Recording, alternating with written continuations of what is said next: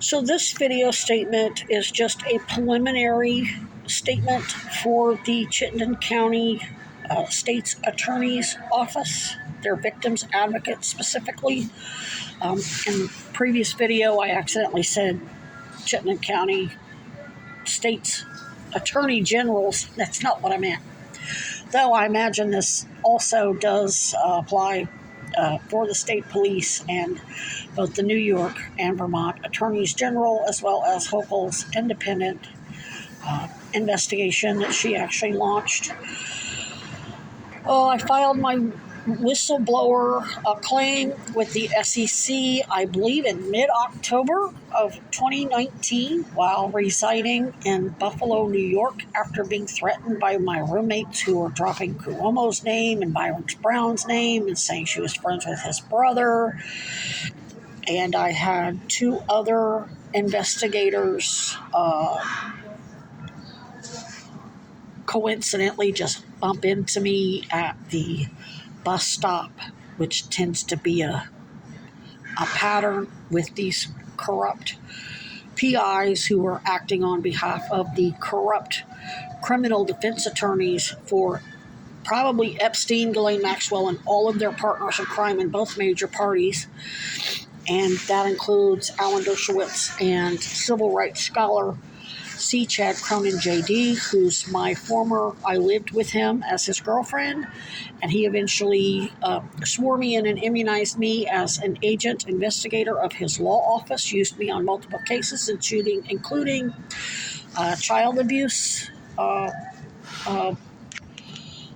sexual, lewd and lascivious child molestation cases, and launched a mandated criminal federal investigation into why I was sent to prison after launching an investigation into a notorious, truly monstrous child sex predator, Richard Edwin Beasley in Pensacola, and Scott Rosier Mason, who was the son of then incarcerated John Richard Mason, who was doing 10 years or 13 years for multiple convictions of child pornography and child abuse, and however they worded it. That case cost me my marriage and got me sent to prison with cancer to hide the fact that I have cancer.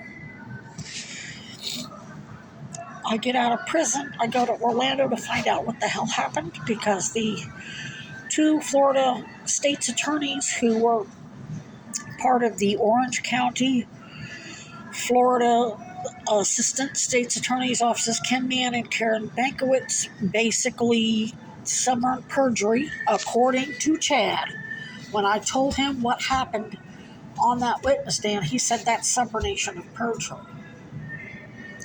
He said, why they didn't get you and your partner proper witness protection. He reviewed Scott Mason, and we found basically a criminal organization of pedophiles and rapists running rackets on the IRS via identity theft.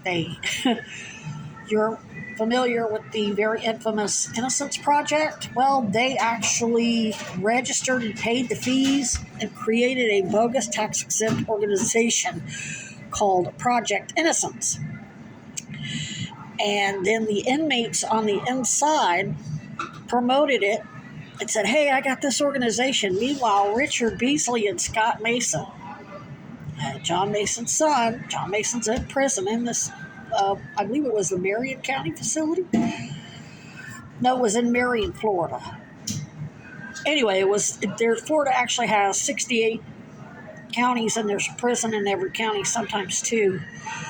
And this particular one is specifically for sex offenders. So he's in there with another guy who had actually a pending case, pending appeal there in Orlando. Can't think of his name right off the bat. Racketeering, all convicted of racketeering. And Beasley got fake IRS forms and printed up these fake applications. And the first thing on the applications for these inmates to apply for legal assistance from this bogus organization, all of the agents listed on sunbiz.org for Florida tax exempt charities, every single one of them were either in prison or had a criminal record, except for their attorney. Their attorney was listed on there. I said, Chad, would you ever form a tax-exempt nonprofit with any of the people that you represented and were sitting in prison? He said, oh, hell no. He says, Heather, I don't think you realize what you uncovered here. He says, you really have no idea the can of worms you opened. And all of this was going on while Beasley was under sex offender probation. A Navy officer, and his sex offender probation officer was Glenn Thomas Harris. I remember that because author Thomas Harris wrote Silence and Lambs. Not only was he on sex offender probation, he had a GPS monitor, and he had to log all of his miles. He's basically on house arrest. And he had an ankle bracelet. 30 years probation. Even though when he caught his child porn and child molestation charges in, I believe it was December of 2010, maybe it was 2009, they released him on his own recognizances. Never mind, it was a repeat reoffender case. The dude had just gotten out of prison, federal prison, less than 3 years prior. They released him on his own recognizances there in Orange County. And we're talking Kim Mann and Karen Bankwitz.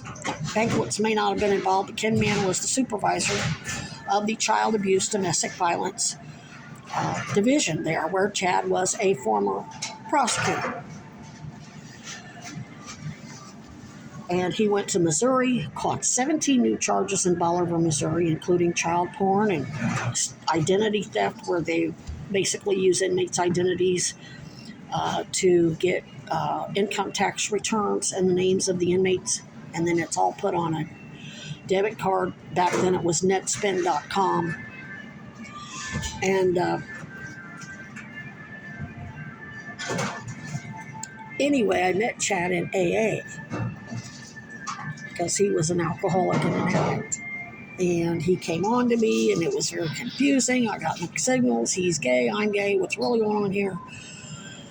Made me his art curator and art director. I made him a hell of a lot of money. I've got a 12-minute phone call I recorded of him where he's saying you solve cases in a matter of... I'm basically what's called a legal savant. They actually made the movie Roman J. Israel is a theft of my story that I sent to NAACP president in Arizona, Ben Taylor, who all these civil rights organizations and lawyers are all co-opted. They're all agents of the Epstein's partners in crime, basically. And we now know Epstein's tied to Hollywood and Diddy and all of that. So they just switched it up and made... but at the time that I sent that email to Ben Taylor, I thought Chad was dead. He apparently had his family type up a fake obituary. If he is in fact dead, if he's dead, he was murdered. If Chad's dead, he was murdered. But he's not an innocent victim. He was blackmailing. I believe he was blackmailing Beth Sweeney and Darla Munoz and Piper, and he was an addict. And when I talked to the attorney at Gay and Lesbian Law Association, I said, if he's even dead, and the guy says, oh, no, he's dead. I said, let me guess, they made it look like a suicide or an overdose? And he got, quiet. You could almost hear the guy catch his breath, like I nailed it.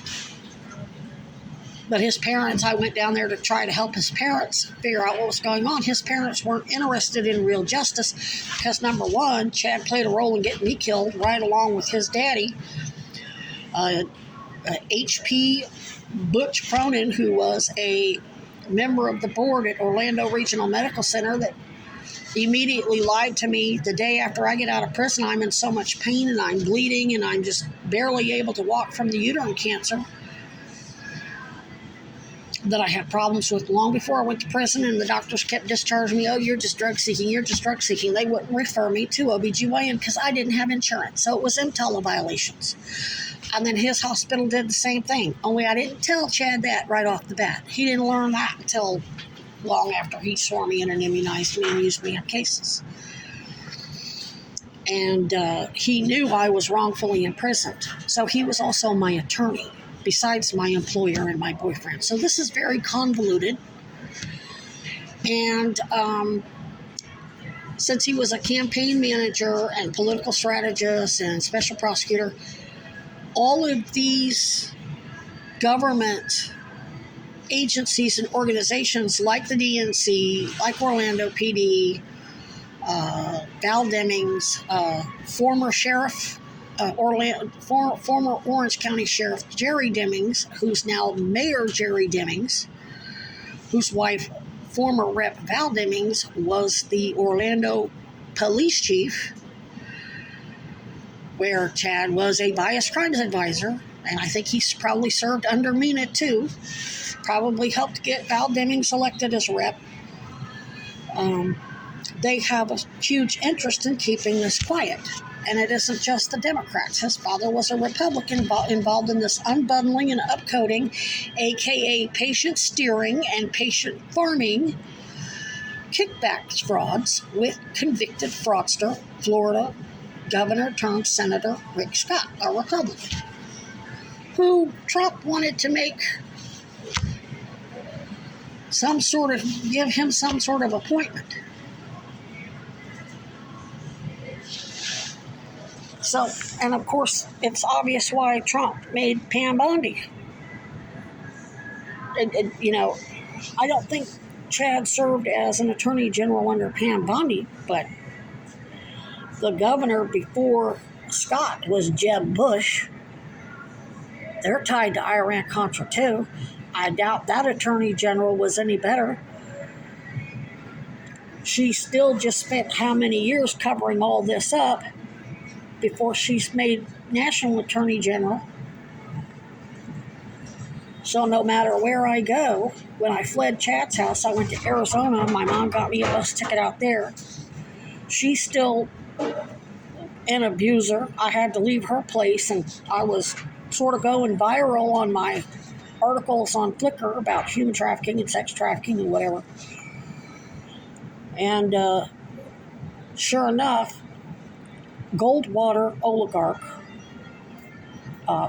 she said she was born at 44. She's listed in Wikipedia as Peggy Goldwater, but her real name was Virginia G. Piper.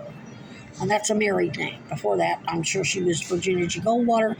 She said she was basically married to John McCain before he ever met Cindy, and she had them both on speed dial.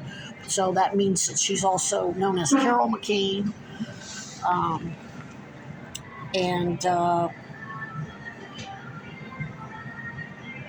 That right there is all Reagan's administration.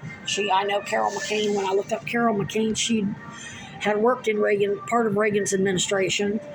I got her brother on audio, and he said that one of their brothers is a top big wig at Secret Service, which that falls under DHS.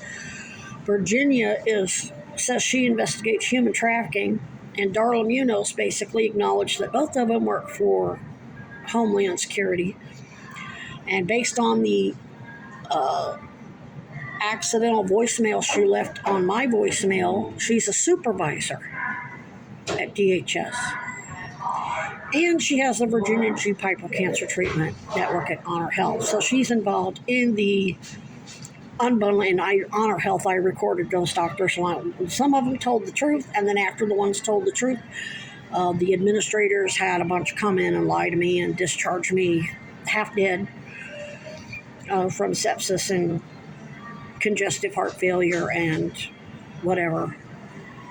and all of her little agents that she used in Arizona did use the exact same stupid crap. It's the exact same tactics used by the doctors and the patient steering. They lie to me and try to steer me this way or steer me that way, and trying to bide their time, hoping I die before basically hearing Vermont, hoping I die before Sarah George ever learns the truth about what's really going on.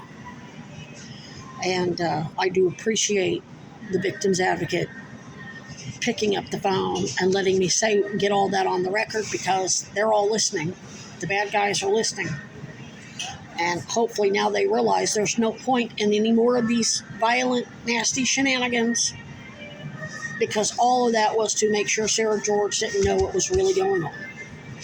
They've been using these people to manufacture false probable cause, to get in my face, to roll up in my face as police, to maintain their falsified police reports, to give them plausible deniability.